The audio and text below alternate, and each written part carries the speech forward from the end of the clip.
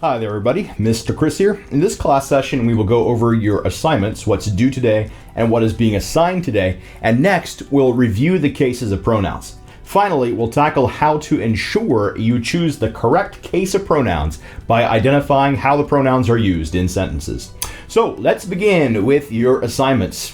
These assignments are all due today, Wednesday, April 29 at 8:30 a.m. In grammar, that would be pages 193 and 194. In lit, that would be numbers 1 through 5 of the interlopers, and in VSP, that would be list 27 vocab words and definitions written one time. These assignments are being given today. They are due on Friday, May the 1st at 8:30 a.m. In grammar, that would be pages 195 to 197. In lit, read The Pilgrimage, On the Vanity of Earthly Greatness, and If I Live Till Sundown, and then answer numbers 1 to 5 of If I Live Till Sundown. Use complete sentences when answering these questions. In VSP, complete list 27 exercises A and B. Heads up, you have a VSP quiz coming up on Friday. I am working on grading your personal essays right now, and I aim to have them back to you by Friday. Okay, let's review the pronoun cases. There are 3 cases of pronouns. They are nominative, objective, and possessive. Nominative case pronouns are used as subjects and predicate nominatives, or the appositives of subjects and predicate nominatives. Objective case pronouns are used as direct objects, indirect objects, or objects of the preposition. And finally, possessive case pronouns are used to show possession or relationship. Now, check out the chart on the screen that summarizes the 3 cases of pronouns.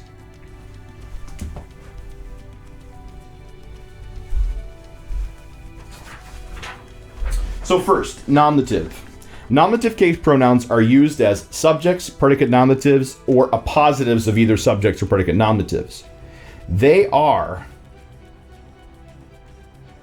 I, he, she, we, they, who, and whoever.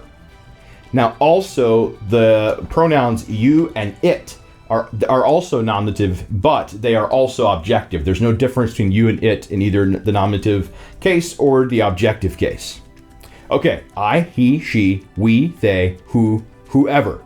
They are the nominative case pronouns are used as subjects or predicate nominatives.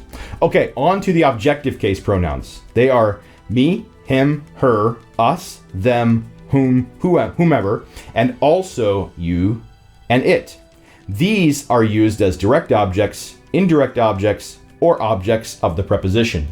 And finally, the possessive case pronouns show ownership or relationship, and they are my, mine, his, her, hers, our, ours, their, theirs, whose, whosever or whoever's, and then your and its. Okay, those are the nominative, objective, and possessive case pronouns. Okay, today we're going to tackle choosing the correct case of each pronoun by identifying what the pronoun is doing in the sentence. So go to page 195 and follow along with me on the page. There are 4 steps to choosing the correct case of each pronoun. Number 1, identify the clause that the pronoun is in. Remember, clauses are a group of words that have a subject and a verb. They come in 2 types. They're independent and they're dependent. Independent clauses can stand by themselves as sentences. Dependent clauses are introduced by subordinating conjunctions or relative pronouns, and they cannot stand by themselves as a sentence. To choose the correct case of pronoun, you first have to identify the clause that it appears in. Now, on to step 2. Second, analyze the clause. We often call this in our class dissecting the clause. So find the verb, find the subject, find the complements, which are direct objects, indirect objects, predicate nominatives, and predicate adjectives. Find any prepositional phrases. Work through all of these until you can properly identify how the pronoun in question is being used. Third, select the correct pronoun. Remember, nominative case pronouns are used as subjects and predicate nominatives or the appositives of either subjects or predicate nominatives. Objective case pronouns are used as direct objects, indirect objects, and objects of the preposition. And possessive case pronouns are used to show ownership or relationship. Finally, and fourth, check your answer.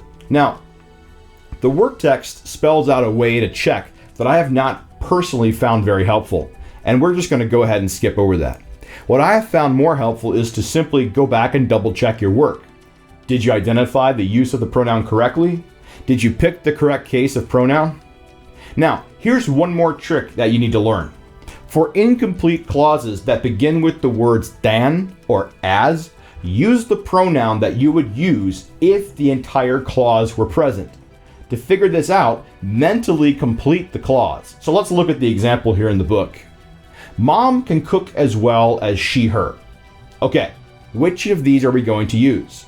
This pronoun is part of an incomplete clause that starts with the word as she, her. That's an incomplete clause. So to get this one right, you need to think, Mom can cook as well as she, her can cook, right? We're finishing the clause out, as she, her can cook. Now it gets easier to identify. She can cook or her can cook. Which one of those should it be? Well, yeah, it's she can cook. Mom can cook as well as she can cook.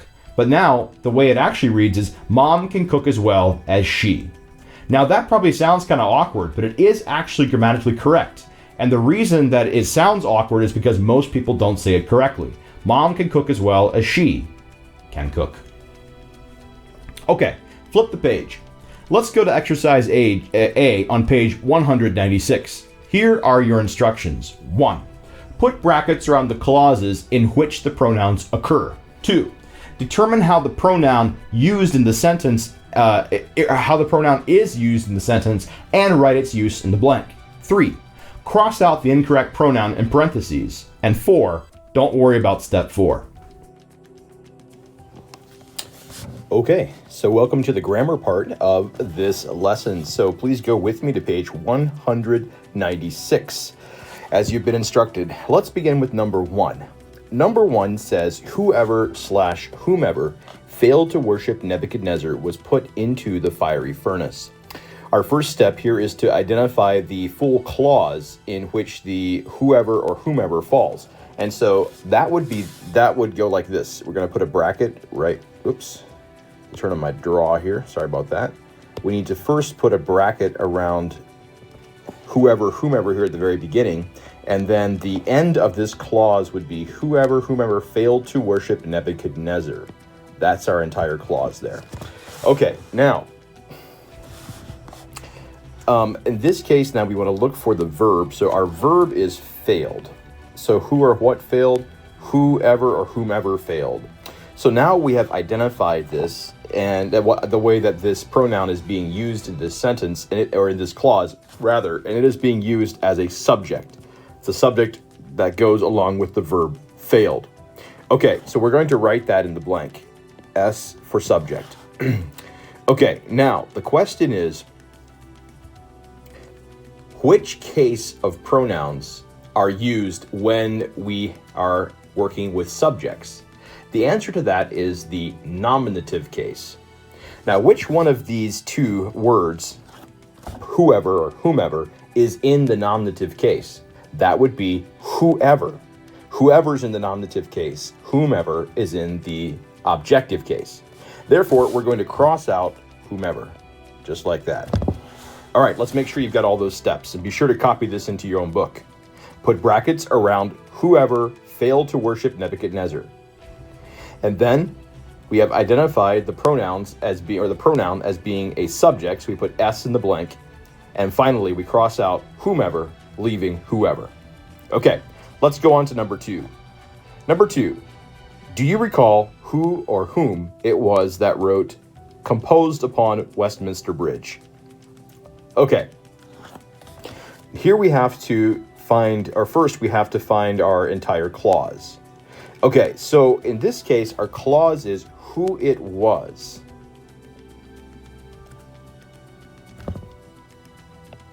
Who it was. See, it's got a subject, it's got a verb. Who it was. Okay, so now our question is, how is who or whom being used in this case? Well, let's start by finding our verb. Our verb is was. Who or what was? It was. It was. Now, this is kind of a strange one. It's inverted, but the word who or whom is being used as a predicate nominative. It's being linked. The word it is our subject, was is a linking verb, and then it is being linked to who or whom, which is a predicate nominative. Now, in this case, a predicate nominative is in which of the three pronoun cases? Is it nominative, objective, or possessive? Well, if you recall, it is nominative. And so the nominative version of who or whom would be who. Whom is the objective case. So in this case, we're going to be crossing out whom. Missed one step here, and that is to put PN in the blank. Okay? Brackets in the right place. PN in the blank. Crossed out whom. That's what you need to do. All right, let's do number 3 yet. The missionary to who or whom I will write is serving in Bolivia. Let's see. The missionary to whom I will write. Okay, so our clause in this case is right here. To whom I will write. See, we have a subject, we have a verb, and we have a prepositional phrase. All right, let's see what we've got here. Instead of even starting to dissect this sentence, you may notice right away that the word that comes right before who or whom is the word to. And to is a preposition. Therefore, to who or to whom is a prepositional phrase. Who or whom is the object of the preposition.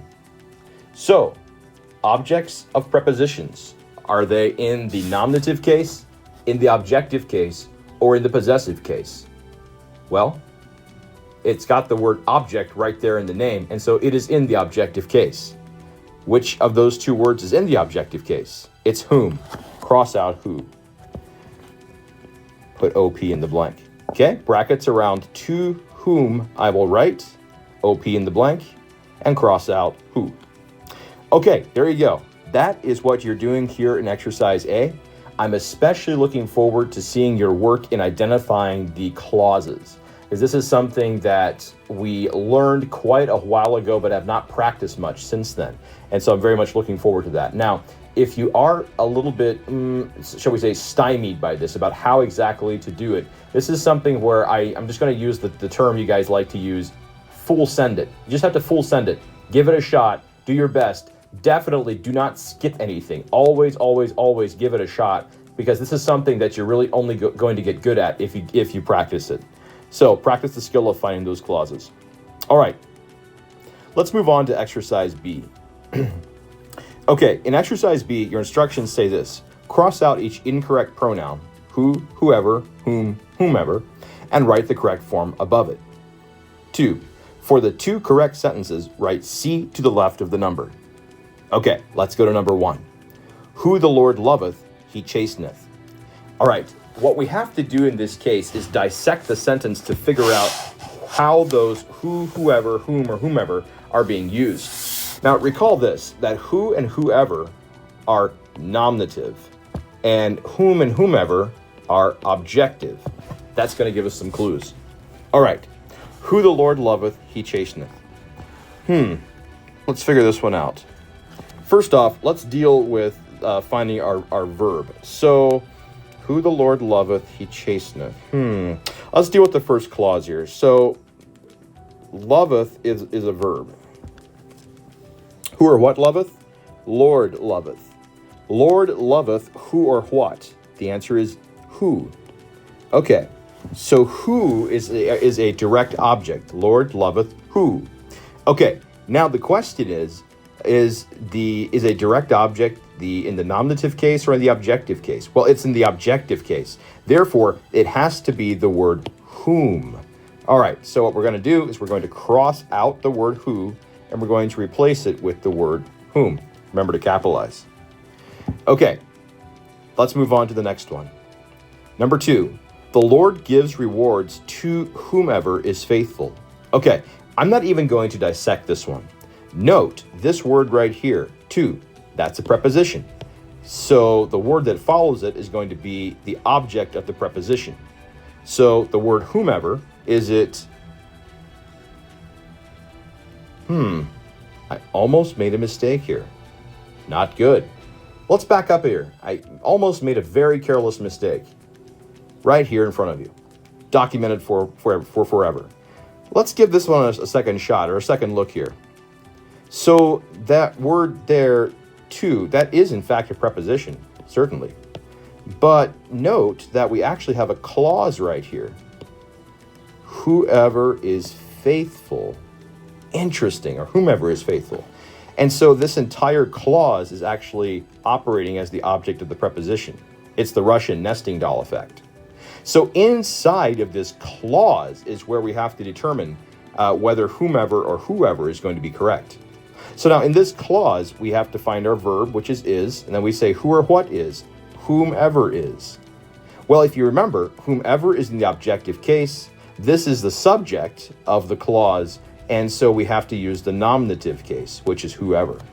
Let's do that. Very tricky there, curriculum writer. That was a good one. Almost got me there. Nicely done there, curriculum writer. Okay, let's go on to number 3 yet. He who begins many things finishes nothing. Yeah, I know that. Okay, he who begins many things finishes nothing. Okay, so we've got the word who here that we need to work with. So he who begins many things finishes nothing. Okay, so we've got 2 different clauses going on here, and I'm going to use brackets to set off the inside clause. And so the main verb and subject are right here. Who or what finishes? He finishes. But then we've got this clause here, which is functioning as an adjective. He who finishes many things. Okay, so then inside this clause, we have to figure out how the word who is being used. All right, let's begin with the verb begins. So who or what begins? Who begins. Okay, so in this case, the word who is being used as a subject. Subjects are use the nominative case pronouns, and the nominative form is who. And so this one is actually correct. You just put a C there beside number 3. Okay, very good. So you can continue working with these. So the only markings you actually have to make is crossing out the incorrect who, whoever, whom, or whomevers, and writing the correct words above them. But I'm marking up the rest of the sentence to help me figure stuff out. Okay, let's go on to page 197. Let's go to exercise C. In the blanks, write the words that will complete the clauses beginning with than or as. 2. Cross out the incorrect pronoun in parentheses. 3. Write the use of the correct pronoun above the pronoun in the blank. Write S for subject or DO for direct object. Examples. Kristen should do better work than they do. The clown amused the adults as much as he amused us. Okay, let's do a couple of these together. 1. The curfew affected them more than... Okay, then what? Then it affected... Oops, that was not the correct spelling of affected. Let me try again. Then it affected us. Okay, good. So, now we have to cross out the incorrect pronoun. Well, okay, interesting. So just by doing this, I already chose the word us, and so I'm going to cross out we. But now I have to actually identify how the word us is being used. So in this case, what is going on is this. Then it affected us. So affected is our verb, it is our subject, it affected us. And so us is being used as a DO. Now, just to kind of double check our work here, us is in fact in the objective case. Therefore, that is correct to use. So it is being used as a DO, therefore it needs to be in the objective case. Okay, let's go on to number 2. My sister can type faster than me or I. Okay. My sister can type faster than what? Than I can type. Okay, so I already automatically chose the correct one here. And so in this case, our verb is can type. Who or what can type? I can type. So it's a subject. Put S above it right there. Okay, let's do number 3 yet. No one laughed quite as hard as we laughed. Okay, cross out us. Verb is laughed. We is the subject. Therefore, it's a subject. Okay. You are going to be doing the rest of them. Remember that you only have 2 options as far as what the pronouns are going to be. They're either going to be subjects or they're going to be direct objects. All right, finally, let's go to exercise D. Cross out each incorrect pronoun and write the correct form above it. 2. If there are any correct sentences, write C to the left of the number. Okay, let's begin. Number 1. Jim enjoys snowmobiling more than me. Okay, so this is one of these incomplete clauses. So it begins with the word then. More than I enjoy snowmobiling. So that is incorrect. We have to cross out me and replace it with I. Jim enjoys snowmobiling more than I. Number 2, the troop leader was less fatigued than us. Okay, let's see. The troop leader was more fatigued than we were. The troop leader was less fatigued than we were fatigued. So we need to cross out the word us and replace it with we. It's number 3 yet. Samson, whom was famous for his great strength, was a judge of Israel. Okay, so our pronoun here is the word whom. So we have to identify the clause that it's in. So that would be whom was famous for his great strength. All right, we start with our verb. Here's our verb, was. And who or what was, whom was.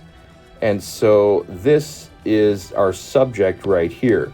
Now a subject has to be in the nominative case, whom is in the objective case. Therefore, we need to change the word whom to the word who. Okay, I'm going to leave the rest for you. All right, guys, that's going to do it for your English class for today. So do your best work here. This is pretty complicated work. I will very much admit that because you do have to identify those clauses correctly and then identify how the pronouns are being used. And so there's multiple things going on, but you can do it. Give this your best shot, and I'm looking forward to seeing your best work.